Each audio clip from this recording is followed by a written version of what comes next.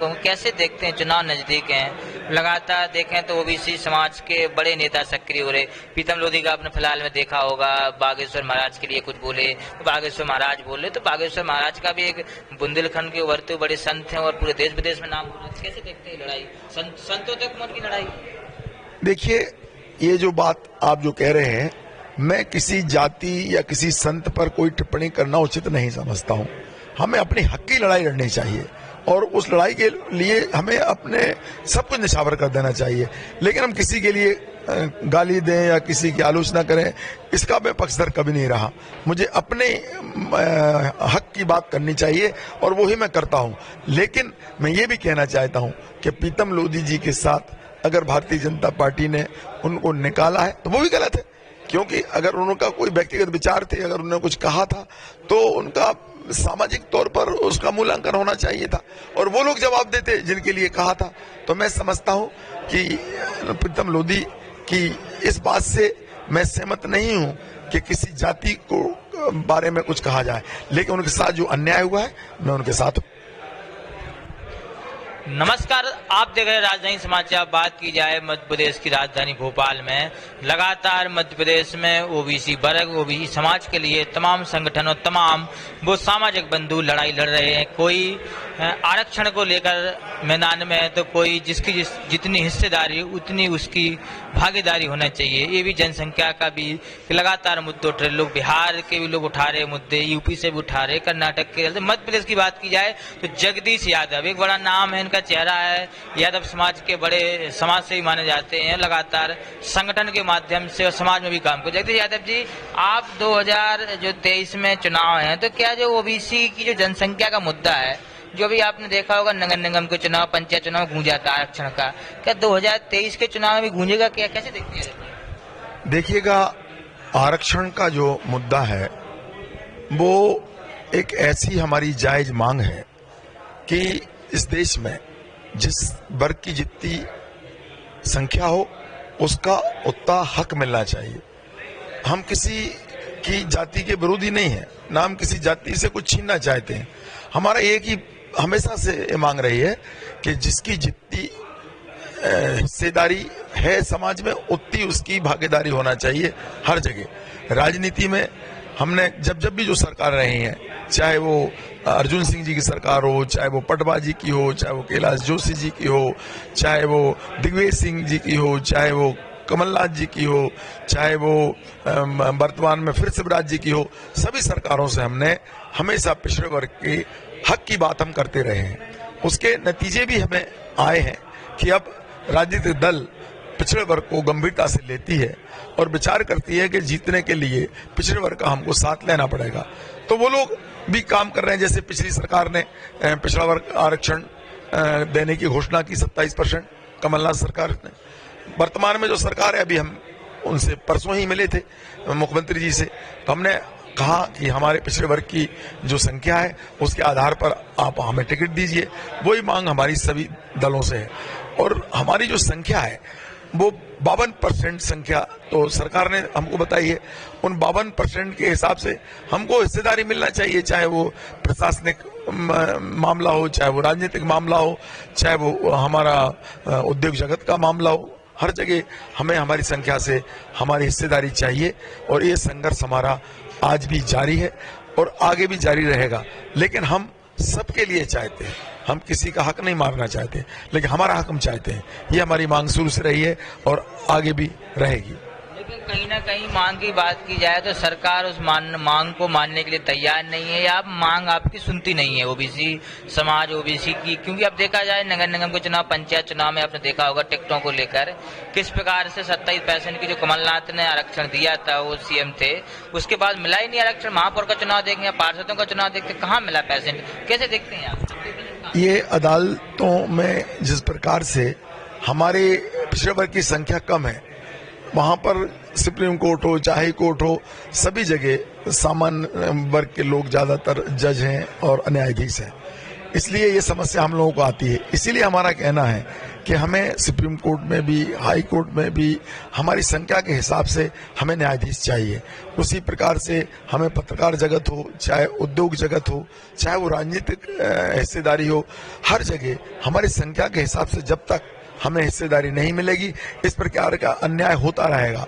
जो पिछली बार आपने देखा कि एक कोर्ट ने ये निर्णय कर दिया कि आरक्षण के बगैर चुनाव होगा।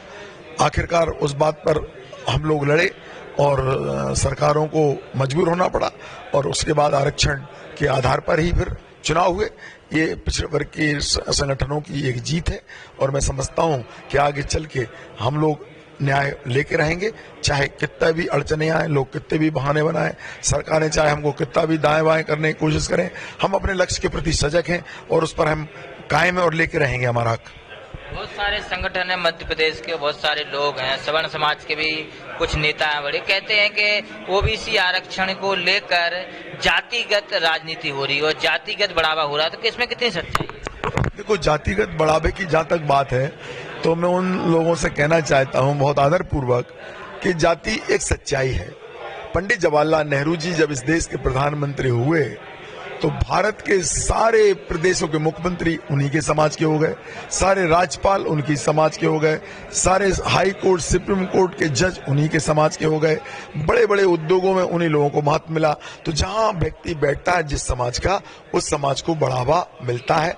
ये देखने में अभी तक आया है। मैं तो खुद की बिरादरी की बात भी करता हूं कि जब लालू जी और मुलायम सिंह जी मुख्यमंत्री हुए तो उनकी बिरादरी को उन्होंने हक दिलाया, उन्हें पिछड़े वर्ग को भी हक दिलाया।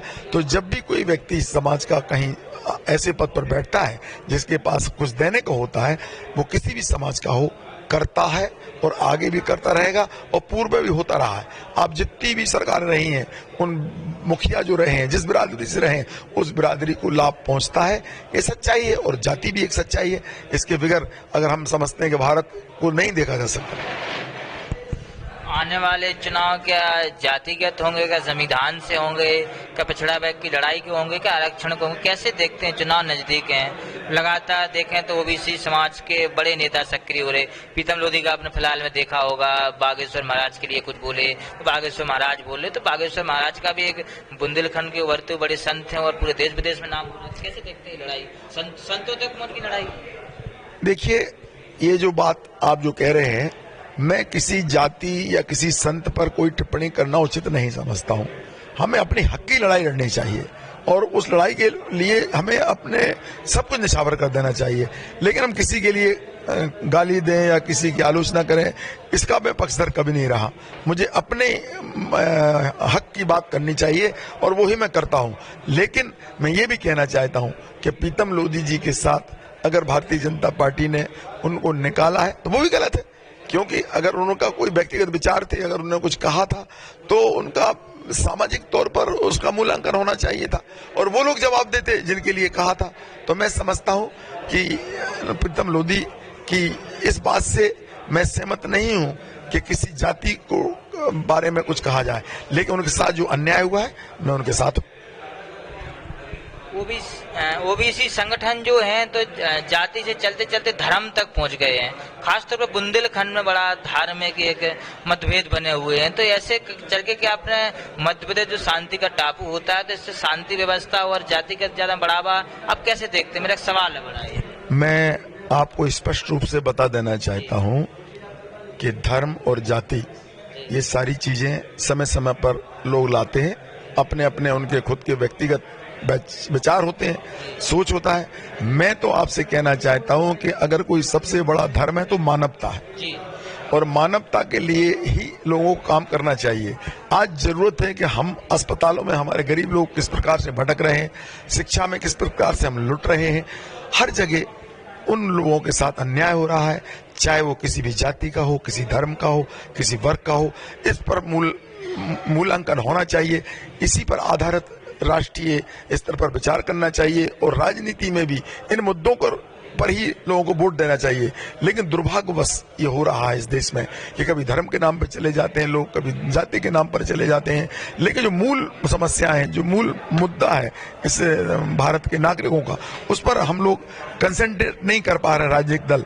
मेरा राजनीतिक दलों से भी निवेदन है कि वो अब जाति और धर्म को छोड़कर जो इस भारत के साथ जो समस्याएं हैं, इसके शोषित, पीड़ित, दलित, पिछड़े वर्ग के लोग और सामान्य वर्ग के वो लोग भी जिनके मूलभूत सुविधाओं से वो दूर हैं, उन सब के लिए सरकारों को काम करना चाहिए। सरकार का धर्म भी यही है कि वो मानवता के लिए काम करे।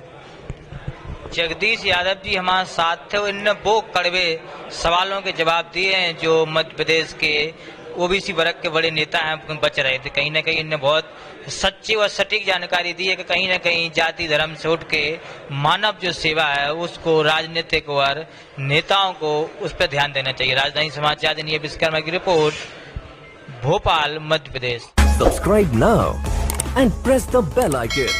Never miss an update.